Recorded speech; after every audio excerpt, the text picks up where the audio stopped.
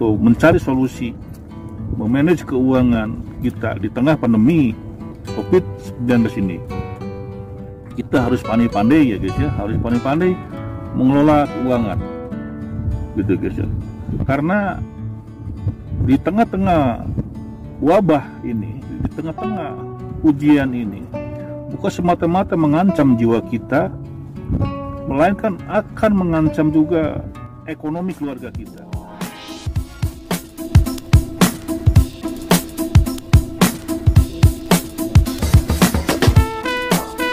Assalamualaikum warahmatullahi wabarakatuh. Selamat berjumpa kembali dengan channel saya, tentunya channel Ahmad Syair.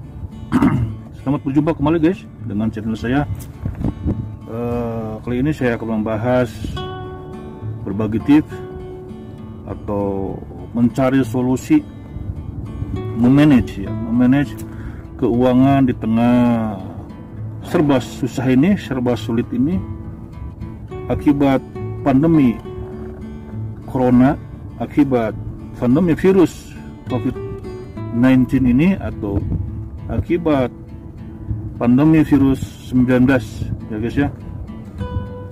Sebelum melanjutkan perbincangan kita ini atau video saya ini, silahkan di like, komen, dan jangan lupa di subscribe dan tekan tombol loncengnya biar tidak ketinggalan notifikasi video-video terbaru dari saya. Karena subscribe itu adalah gratis ya guys ya, tidak dipungut biaya. Oke, kita akan lanjutkan ya guys.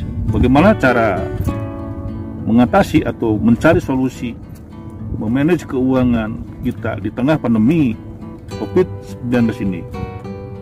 Kita harus pandai-pandai ya guys ya, harus pandai-pandai mengelola keuangan gitu guys ya. Karena di tengah-tengah wabah ini, di tengah-tengah ujian ini, bukan semata-mata mengancam jiwa kita, melainkan akan mengancam juga ekonomi keluarga kita. Jadi kita harus pandai-pandai mengelola sebuah keuangan, karena kita tidak tahu sampai kapan musibah ini akan berakhir. Kita pun belum tahu ya guys ya, sejauh mana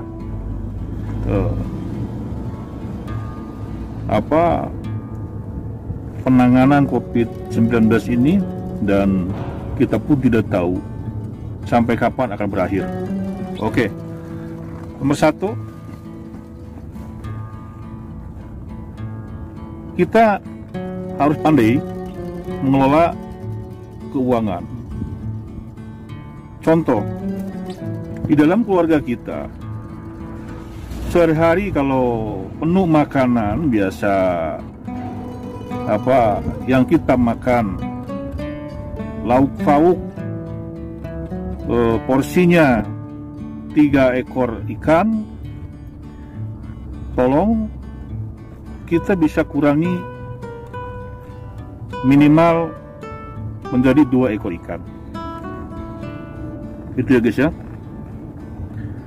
Ini memanage keuangan di dalam sebuah keluarga, dan kita pergunakan uang cash kita adalah sebuah cadangan darurat cadangan kebutuhan kita. Jangan kita perlukan kebutuhan ketika kita memegang uang dengan untuk kebutuhan sifatnya yang tidak bermanfaat,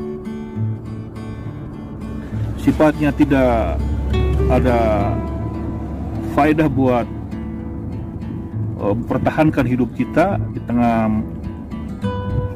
wabah ini gitu guys ya.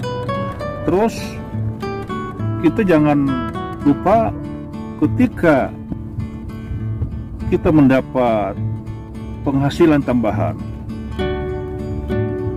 yang mereka beginilah ya, ketika kita mendapatkan sebuah rezeki yang lebih, itu andai pun kita terima semacam kayak THR gitu ya guys ya, semacam THR gitu, itu pun kalau kita terima. Tapi kalau bahasa saya pribadi, kalau andai pun kita tidak bisa, kalau andai pun kita tidak menerima di tahun sekarang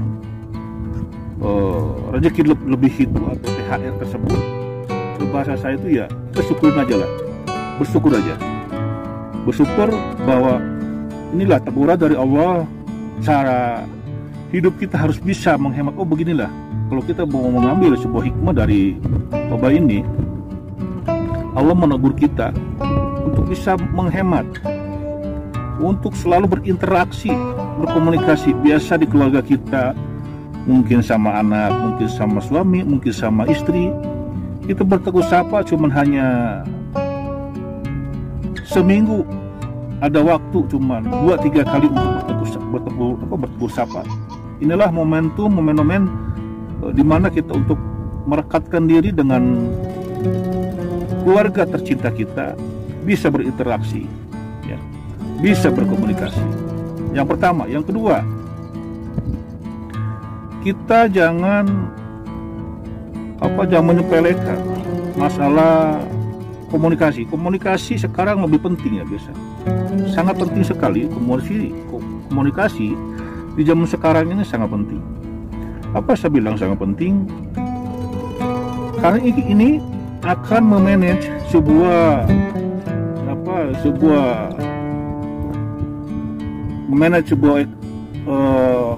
ekonomi keluarga, baik kita sebagai kepala keluarga maupun sebagai ibu rumah tangga.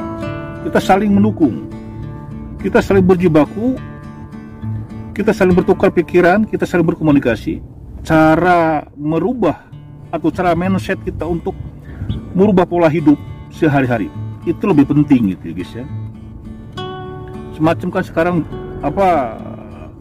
maaf ya, contoh seorang istri atau seorang ibu rumah tangga ketika ingin belanja, sebelum ada wabah semacam sekarang ini, terkadang ibu rumah tangga kalau belanja ya suka-suka gue gitu loh.